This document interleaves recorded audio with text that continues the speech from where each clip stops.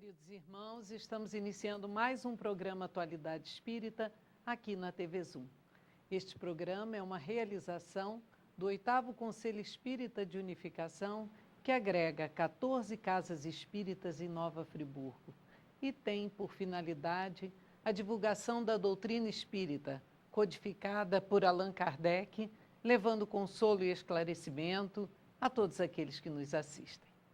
Nossa convidada de hoje veio lá de Cordeiro, de Cantagalo e do Centro Espírita de Cordeiro. E é uma pessoa já conhecida aqui em Nova Friburgo, vem sempre fazer esse trabalho de divulgação. Ela que é oradora espírita, divulgadora de nossa doutrina e, entre outras atividades, pertence ao Conselho Espírita do Rio de Janeiro, o CERJ. Ela é Deise Soares da Silva, do Centro Espírita Paiva Júnior, em Cordeiro, residindo em Cantagalo. Residindo em Cantagalo, isso mesmo. Deise, seja bem-vinda ao programa Atualidade Espírita. Obrigada. Agradecemos muito você se dispor a vir até nossa Nós cidade. é que agradecemos a oportunidade de estarmos juntos num programa maravilhoso como este. Prazer é todo nosso, alegria toda nossa, Deise. Ok. Deise, nós sabemos que nesse mês de abril, o Evangelho segundo o Espiritismo está completando 150 anos de sua publicação. Temos tido uma série de comemorações, né? Já temos falado sobre este assunto. E já que Jesus nos ensinou as verdadeiras leis de Deus, que utilidade tem a publicação do Evangelho? Teve essa publicação há 150 anos atrás? Kátia.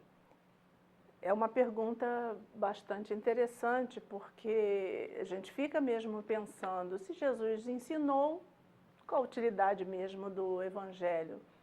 Mas nós temos na questão do Livro dos Espíritos 627, Kardec nos coloca, assessorado pelos Espíritos, que nós precisaríamos entender mais a fundo as lições de Jesus, já que ele falou-nos por parábolas, usou alegorias, simbolismos, e isso fez com que a sua mensagem ficasse velada por um tempo, esperando o nosso amadurecimento espiritual, aguardando.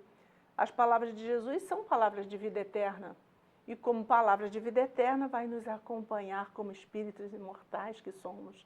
Mas a doutrina espírita, através do seu esclarecimento, ela vem trazer, levantar essa ponta do véu que encobre toda essa simbologia, toda essa alegoria que Jesus nos trouxe através das parábolas.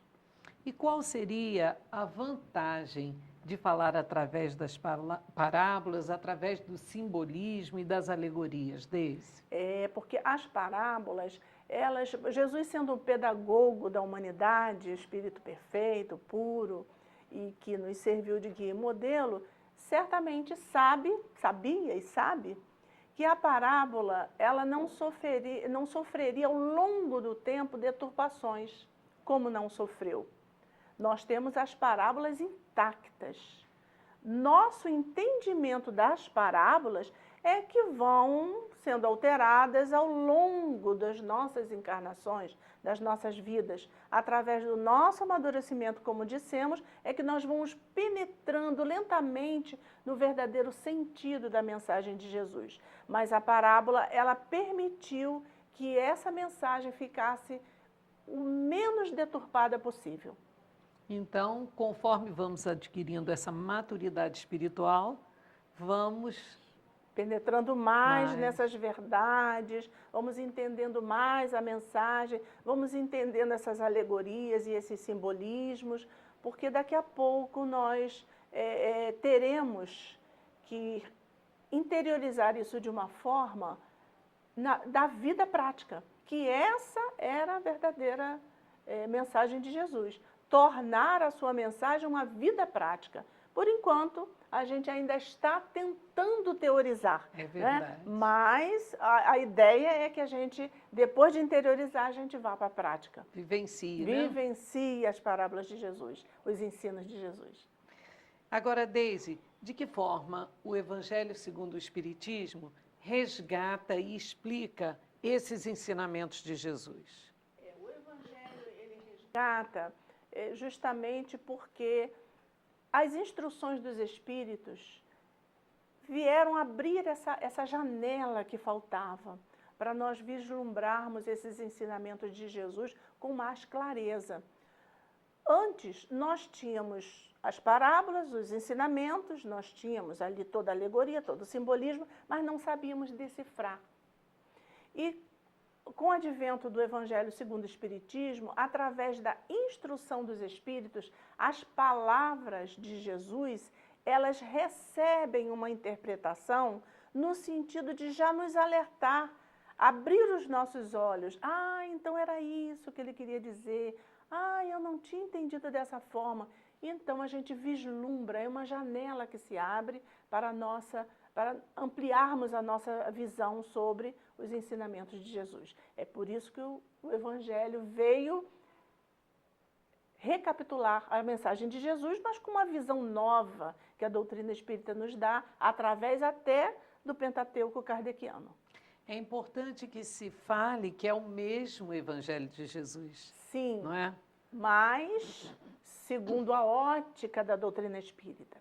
Por que o Evangelho foi o terceiro livro a ser publicado? Primeiro, havia necessidade que nós tivéssemos o Livro dos Espíritos, com as questões filosóficas aí, onde a gente começou a entender o porquê da vida, o porquê eu sofro, porquê eu nasci, porquê eu estou aqui, o porquê das diversidades sociais.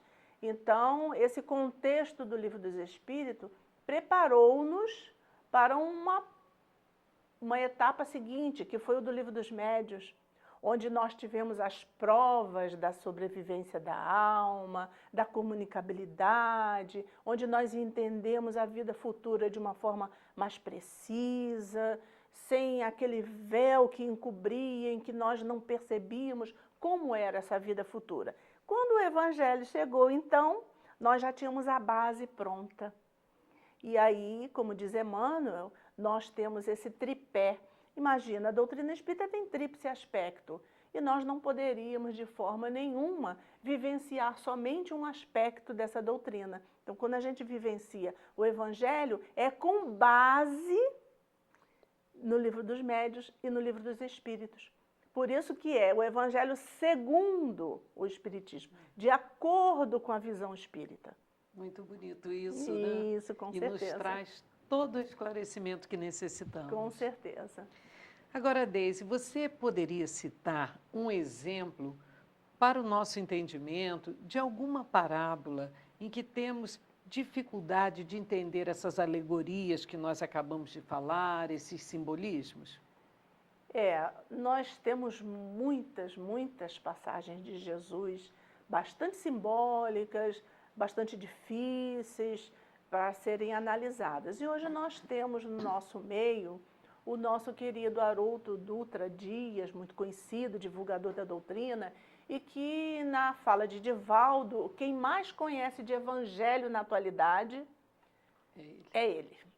E ele mergulha profundamente, estudou, adquiriu essa ciência de como estudar o evangelho através do Honório, o Honório lá de Minas Gerais. O nosso querido Honório foi o nosso professor, inclusive eu conheci Honório antes dele desencarnar. E ele passava para a gente que Jesus, certamente falando para o espírito imortal, as suas palavras, por serem de vida eterna, teriam um significado que não estava circunscrito ao local, às circunstâncias daquela vida daquelas pessoas. Deveria estar representando alguma lição para nós, espíritos imortais. E hoje nós vemos, por exemplo, decifrada a parábola da figueira que Jesus amaldiçoou, entre aspas, que a gente fica, mas Jesus matou a figueira. Como pode Jesus matar a pobre da figueira? Porque, que mensagem é essa que ele quis nos dar? Porque a grande questão é essa. Qual é a mensagem, qual é a lição, qual é o recado que Jesus está dando para mim, cada um de nós, fazer esse questionamento. E a gente, por exemplo, destaca uma passagem bastante interessante, que é a do Zaqueu. Aquela passagem em que Zaqueu, o publicano, um homem que era chefe dos fiscais, onde se fiscalizava lá em Roma todo o comércio, e aí, obviamente, como todo fiscal que se preze, né, ele recebia as propinas. Então, era tido como um homem de má vida, porque ele enriquecia à custa das propinas, para fazer vistas grossas, tem nada a ver com hoje, 2000 anos depois, né? Para fazer vistas grossas para as questões ilegais que aconteciam na época. E Zaqueu era um homem de baixa estatura. E ele já estava incomodado com aquela questão de estar marginalizado, de ser apontado como um homem, como um ladrão, como um corrupto. E aquilo já estava tocando o íntimo de Zaqueu. Ele sabia do Messias, que vinha implantar o reino de Deus na terra, e vivia questionando o seu íntimo e queria ver Jesus, queria estar com Jesus. Até que um dia ele soube que Jesus estava chegando e correu para ver Jesus. Só que como ele era pequenininho, não conseguia, pulava, e era uma verdadeira multidão que cercava Jesus. Claro que essa história, embora tenha acontecido realmente, ela ficou registrada no Evangelho para nos dar uma lição. Quem somos nós? Que personagem dessa história está aí focado para nos dar a lição? Seria o próprio Zaqueu. Nós, como Zaqueus, quer dizer, quando a gente passa a viver uma vida material, longe dos princípios espirituais, voltados só para as coisas da matéria, nós estamos ali representando esse Zaqueu. Mas existe um momento na nossa vida espiritual, na nossa romagem, algum instante em que cai a ficha, vamos dizer assim, né? Em que a gente se toca, que aquela vida começa a nos entediar, a nos incomodar, e é a hora onde a gente resolve ver Jesus. Quando a gente abre uma disposição íntima para as coisas espirituais, quando as coisas materiais não nos preenchem mais. Então, nesse momento, como Zaqueus, nós percebemos que temos uma baixa estatura, mas representada para o lado espiritual. Nós somos pequeninos. A gente começa a enxergar a nossa real estatura espiritual. E para ver Jesus, a gente precisa se esforçar, fazer o nosso esforço, ter a nossa força de vontade colocada em ação. São as buscas. E a gente aí precisa vencer aquela multidão que não está fora, está dentro de nós. Nós temos uma multidão que são as imperfeições, são as nossas dificuldades íntimas, que a gente carrega das várias romagens, das várias existências, e a gente precisa superar tudo isso que grita dentro de nós e nos impede de ver Jesus. Como Zaqueu, que pulava e não conseguia ver Jesus porque a multidão não deixava. Ele precisou então usar o recurso da figueira que estava ali do seu lado, subiu na figueira, quer dizer, ele fez o seu esforço de subida.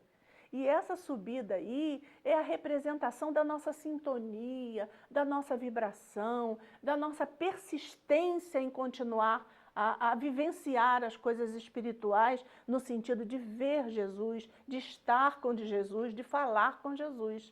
É quando a gente se esforça para buscar um templo religioso, uma casa espírita, em ler um bom livro, ouvir uma boa música, ter bons papos com amigos que direcionem para o bem. Tudo isso representa ver Jesus. É o nosso esforço de subida, é a nossa figueira brava, onde a gente sobe, de lá a gente vê Jesus.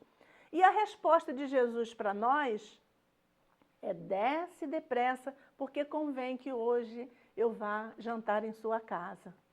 É a resposta de Jesus para o nosso esforço. Porque quando a gente se esforça por vivenciar, por estar com Jesus, a gente não pode ficar em estado de beatitude. Então, Zaqueu não podia ficar lá em cima, na figueira. Ele precisava ir à luta. Quer dizer, a gente aprende, a gente absorve os ensinamentos, apreende toda o arcabouço da doutrina de Jesus, e depois a gente precisa descer no sentido de ir à luta, de estar com os irmãos de humanidade, de espalhar esses conhecimentos, principalmente através da vivência. Foi o que Jesus falou: desce depressa, porque hoje convém que eu vá pousar em tua casa. E essa casa é a casa íntima, onde nós recebemos Jesus dentro de nós e doamos a Jesus o alimento, porque ali houve um banquete, houve uma refeição. Qual é o nosso alimento para Jesus? A não ser doar para Jesus a nossa própria vida, em prol dos seus ensinamentos, na divulgação, no trabalho do bem. Jesus então disse: hoje, Zaqueu, a salvação entrou em sua casa. E quem estava entrando ali era Jesus. Ele se intitulou Salvação, porque Jesus viu a boa vontade, a vontade férrea de Zaqueu de mudar de vida. E ele prometeu, Zaqueu prometeu para Jesus: se alguma coisa eu fiz contra o meu semelhante, eu vou restituir quadruplicado. E essa é a nossa posição enquanto espíritos encarnados. Nós estamos vivenciando esta existência para restituir coisas que nós estamos devedores, né? Estamos devedores. Então, essa história de Zaqueu, com todo esse simbolismo, faz-nos ver que nós, muitas das vezes, nos encaixamos nessa figura de Zaqueu. Mas outras situações também nos favorecem, porque às vezes a gente pensa assim: será que eu não sou também um daqueles lá que estava na multidão? Porque às vezes a gente, inadvertidamente, impede que o outro veja Jesus. Então aí a gente está sendo a multidão. Quando a gente não facilita com que um ente querido vá a uma evangelização, frequente a casa espírita, quando a gente não facilita esse processo que alguém esteja em contato com Jesus, nós aí estamos no papel da multidão. São tantas interpretações. E a gente também pode ser a figueira, sabia? Quando a gente permite que através de nós alguém veja Jesus. Estaremos sendo o trampolim para que alguém veja Jesus. Então, a nossa posição, ela está em vários lugares dos ensinamentos de Jesus. É só a gente enxergar quem sou eu nessa passagem. Que papel eu tenho, que lição isso está trazendo para o meu interior. Então é muito bonito a gente estudar o Evangelho de forma profunda e se posicionando e realmente que lição é essa que Jesus quis dar para mim. Então não podemos ficar apenas na superficialidade do Evangelho. Já ficamos há 2000 anos, né? Agora penetrando aí mais profundamente no entendimento, né? Muito bem, muito bonito. E qual seria, Deise, o segredo para esse entendimento mais profundo? O segredo é como a gente estava falando, né? O Honório, inclusive, ele faz tipo capacitação, uns cursos, em que ele ali coloca que a gente deve prestar atenção em todas as palavras da passagem. Quando ele fala assim para um aleijado, levanta-te e anda, ele não estava falando da circunstância somente material que ele tinha uma deficiência física. É o levantar no sentido espiritual, é ter bom ânimo, é saber, anda no sentido movimenta-te, vai à luta. Nós somos deuses, nós somos filhos de Deus, fomos criados para a luz. Então é esse ânimo que Jesus tenta passar quando ele diz levanta-te e anda. Essa interpretação de enxergar nas palavras um sentido espiritual é o segredo.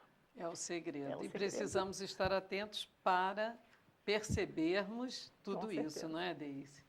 Deise, nós já estamos chegando ao término do primeiro bloco de nosso programa e eu gostaria de dar um recadinho aqui da AME de Nova Friburgo. Na semana passada nós falamos que o horário e o dia da AME seriam, respectivamente, de 10 ao meio-dia, no primeiro domingo do mês. Porém, neste próximo domingo agora, né, amanhã especificamente, nós teremos um seminário e o horário será um pouco mais estendido. Nós iniciaremos a reunião da AME às 9 horas e o término fica para as 12 horas. O tema vai ser sexualidade na visão espírita. E os palestrantes que se apresentarão, doutora Maria Carolina Porto, que é uma pediatra, nutróloga, presidente da AME Lagos. Doutora Cláudia Alcântara, psicóloga clínica, também da AME Lagos. E doutora Dircilene J. Oliveira, psicóloga clínica e secretária da AME Lagos. A AME, suas reuniões acontecem lá no Grupo Espírita Legionários do Bem, na Avenida Campesina, número 102, no Paissandu, ali em Nova Friburgo, ali naquela rua da feira, que todos conhecem dessa forma mais simpática, né? Então, meus queridos irmãos, tema muito interessante e compareçam todos, tá? Vamos agora ao nosso intervalo comercial e retornaremos logo, logo com Deise, continuando o nosso tema aqui.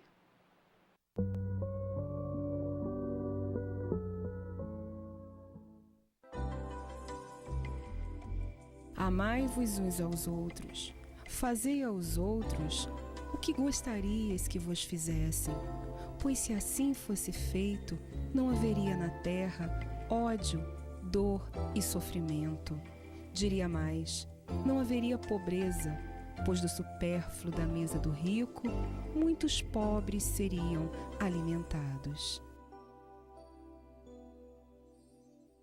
Estamos iniciando o segundo bloco do programa Atualidade Espírita de hoje, recebendo aqui em nossos estúdios Deise Soares da Silva, com o tema A Atualidade do Evangelho de Jesus.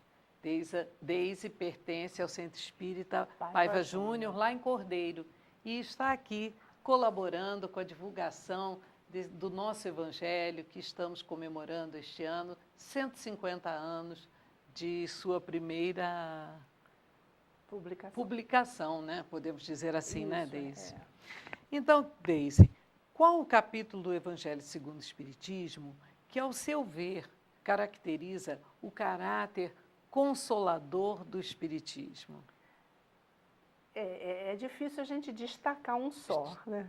Aliás, toda a doutrina espírita ela é extremamente consoladora porque ela é esclarecedora. E a gente, quando fica esclarecido porque sofre, porque está vivendo, a gente automaticamente fica consolado porque conhece as causas, né? Mas a gente poderia destacar o Bem-aventurados aflitos, o capítulo 5, que ele é cheio, ele é rico em consolo, esse capítulo. Poderíamos destacar esse aí. Muito bem, esse capítulo... Capítulo 5 do Evangelho, Bem-aventurados aflitos. É um capítulo que traz consolador, tantas respostas consoladoras para todos nós. Com né? certeza. E você poderia nos destacar alguns itens deste capítulo? Ele já começa o capítulo falando da justiça das aflições. A justiça divina, a questão da justiça é bastante interessante, porque muita gente vive revoltada, porque não sabe por que sofre, por que um nasce sadio, o outro nasce doente, por que uma criança já em tenra idade já está com câncer ou já nasce portadora do vírus HIV. Enfim, essas questões fazem com que as pessoas sofram muito.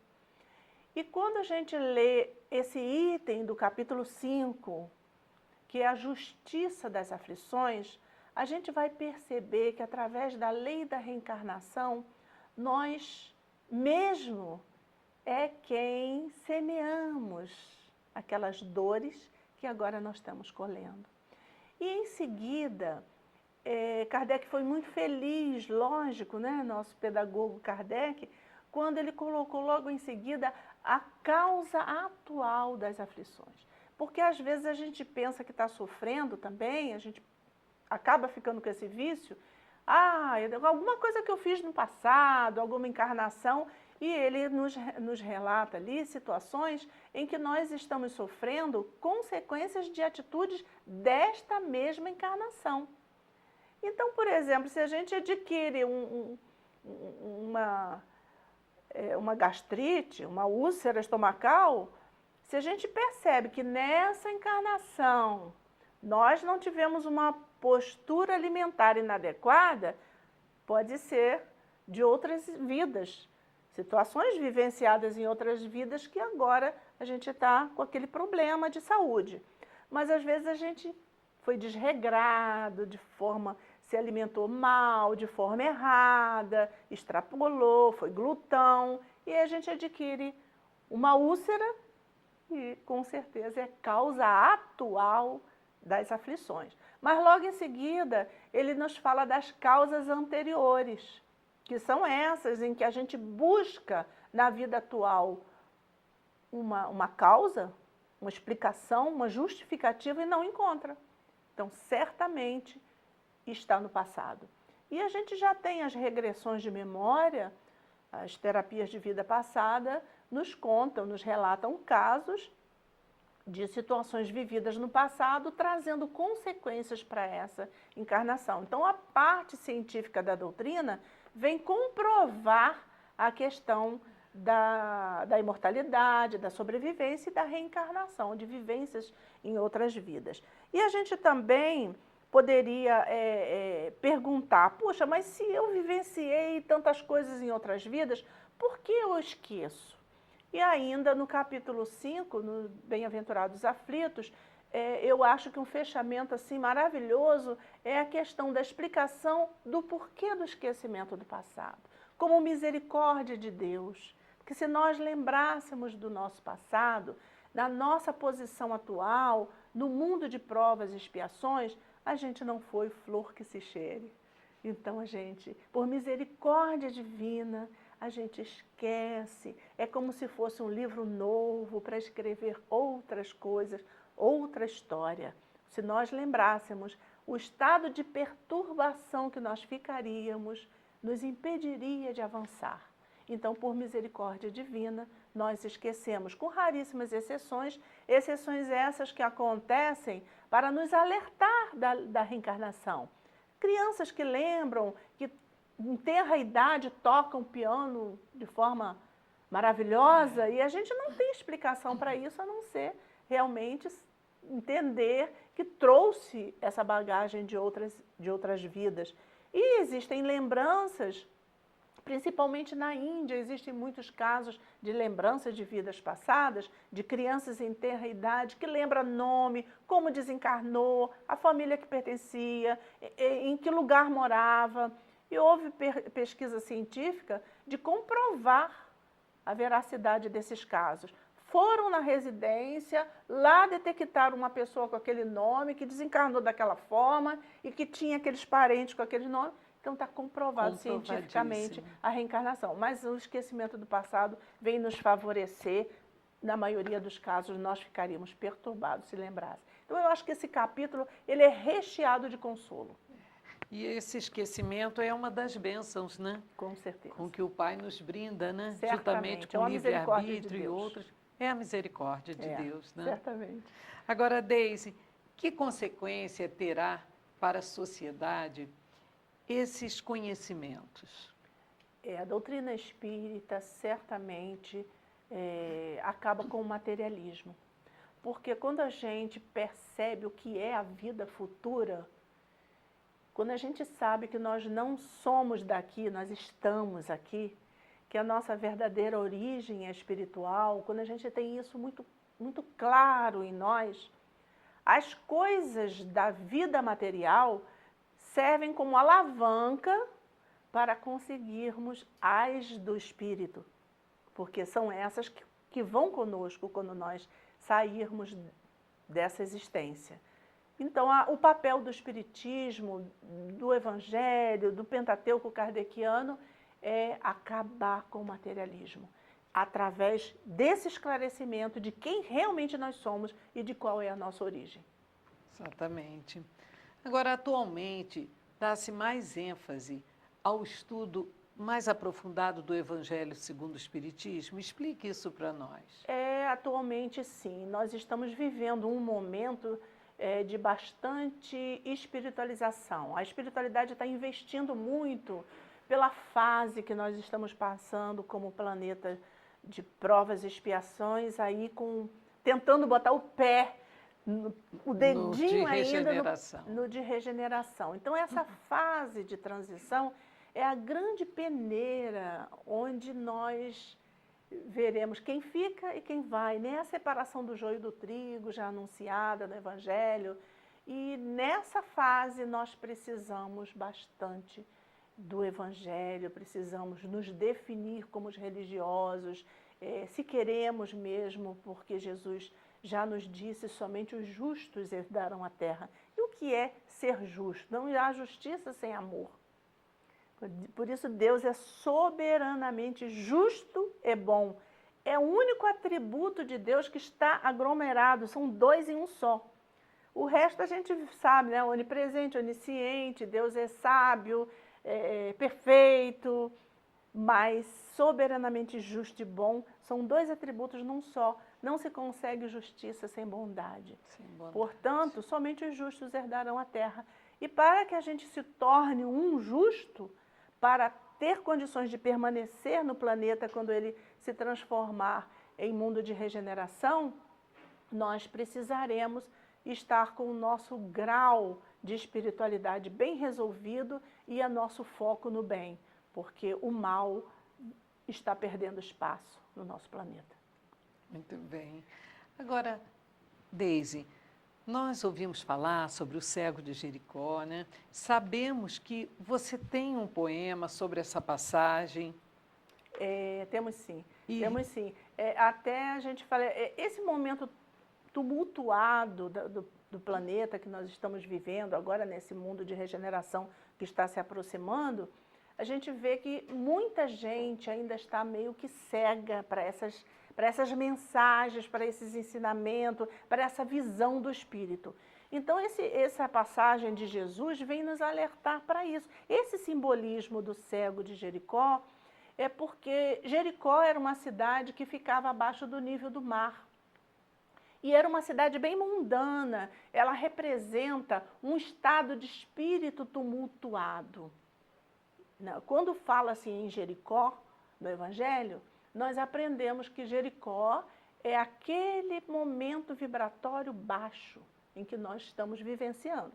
Por isso, na parábola do bom samaritano, um homem descia de Jerusalém para Jericó. Ele descia. É um estado vibratório que desce, porque Jerusalém é o lugar da espiritualidade, onde estava o templo, e Jericó é o lugar mundano, da vibração baixa.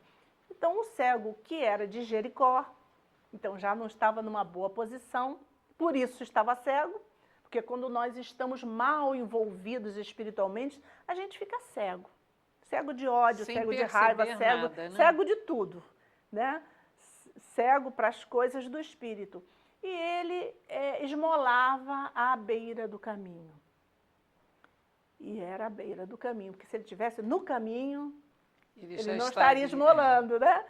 Já estaria no caminho, por isso é à margem do caminho. E muitos de nós, humanidade, nós espíritos reencarnados na Terra, nessa fase, estamos assim, né? Como cegos, esmolando à beira do caminho. Mas existe aquele momento em que a gente quer ver Jesus, que é o momento X da nossa vida espiritual, da nossa romagem de milênios. A gente se cansa de sofrer, se cansa de ser cego. Eu quero ver Jesus, eu quero entender, eu quero ser um espírito bom, eu quero progredir. E nesse momento de decisão, conta lá no Evangelho, na narrativa de Marcos, que o cego largou a capa quando Jesus chamou. E essa interpretação ela é maravilhosa, porque quando nós nos dispusermos a ir até Jesus, a gente precisa largar a capa, que é a capinha de santo que a gente usa, né? A capa de bom moço, é aquela capa que a gente tenta esconder as nossas mazelas interiores. Mas para Jesus não adianta, ele nos conhece por dentro. Então narra lá que o cego largou a capa. E a multidão, que é esse turbilhão que existe dentro de nós de indecisões, falava para ele se calar, porque ele gritava que queria ver Jesus. E nós precisamos superar essa multidão de imperfeições que temos em nós e ter vontade mesmo de ir até Jesus, porque Jesus aguarda por todos nós. Então esse poema é um poema assim, que tem um simbolismo bastante interessante, fala da nossa romagem espiritual, fala de nossos momentos de cegueira, né? Que nós temos momentos de cegueira espiritual. Talvez nós que estamos mais envolvidos com as coisas do espírito, nós não temos uma cegueira contínua, mas existem aqueles momentos em que a gente parece que entra assim numa negatividade, aí a gente fica cego. E aí a lição é para nós também, não somente para os cegos, aqueles que são os cegos de nascença, os cegos físicos, mas os cegos do espírito. A lição é para cada um de nós. Bastante interessante essa sua explicação, porque muitos não conhecem com essa profundidade e aí já vamos interpretar de forma diferente, de maneira completamente diferente. Então, Deise, seria possível você agora recitar o poema para os nossos telespectadores, para todos nós? É muito bonito, muito bonito. E a gente vai se posicionando mentalmente, né? Esse poema é de Mário Barreto França e ele narra para nós praticamente a passagem evangélica em forma de poema e com a nossa interpretação mais profunda, fica mais fácil a gente interiorizar o poema. Ele diz assim: perto de Jericó, à margem do caminho, costumava sentar-se esmolando sozinho o cego Bartimeu. Ah, ele nunca vira a paisagem sorrir sob um céu de safira, os rebanhos pastando em campos verdejantes e os olhos do seu pai de bênçãos transbordantes, porque era infelizmente um cego de nascença, mergulhado na dor da sua treva imensa. E ele, no íntimo d'alma, exclamava: ah, quem me dera achar esse Jesus que milagres opera! Eu tanto clamaria e choraria tanto que ele haveria de ter piedade do meu pranto e certo que daria luz para os meus olhos, guiando-me na vida entre tantos escolhos. Certo dia, porém, ele estava esmolando quando ouviu um rumor de turbas caminhando. Prestou toda atenção e descobriu sem custo que era Jesus quem vinha, o poderoso e justo Rabi.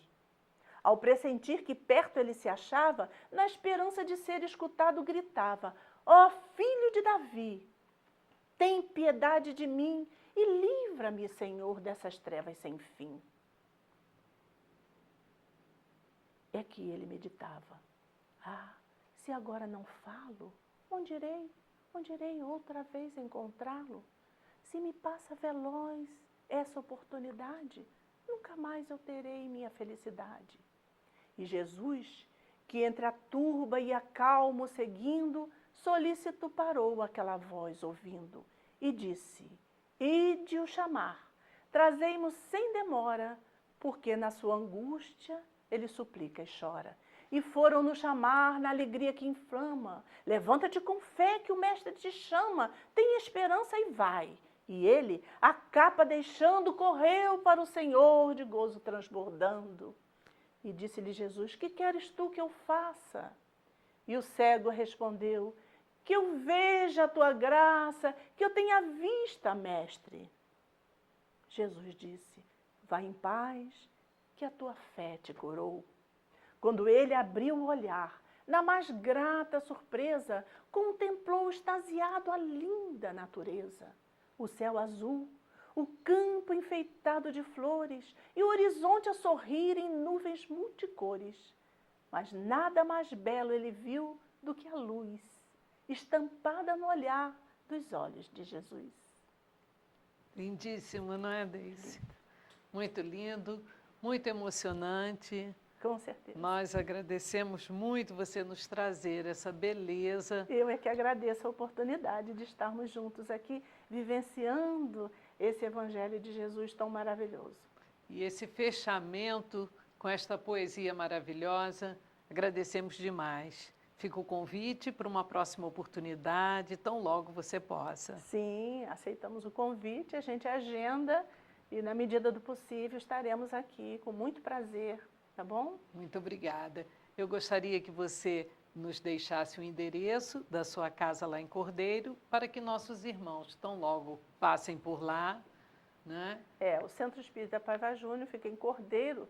Bem no centro. Bem no centro de Cordeiro. E é conhecido Não, por todos. Porque como eu estou morando na região serrana há pouco tempo, tem 9 meses somente, então eu não gravei ainda endereços, mas só sei lá como é o endereço, eu não gravei. Ótimo. Estão todos convidados, porque as reuniões públicas acontecem às terças-feiras, às 20 horas, e às sextas-feiras também, às 20 horas. Muito bem. Tá bom? Então, queridos irmãos, estamos encerrando o programa Atualidade Espírita de hoje, convidando a todos para visitarem o Laje, Lar Abrigo Amor a Jesus. Lá vivem 80 idosos que necessitam do nosso amor, que necessitam da nossa presença física.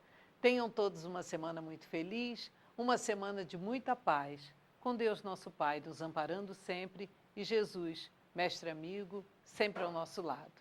Até o próximo programa.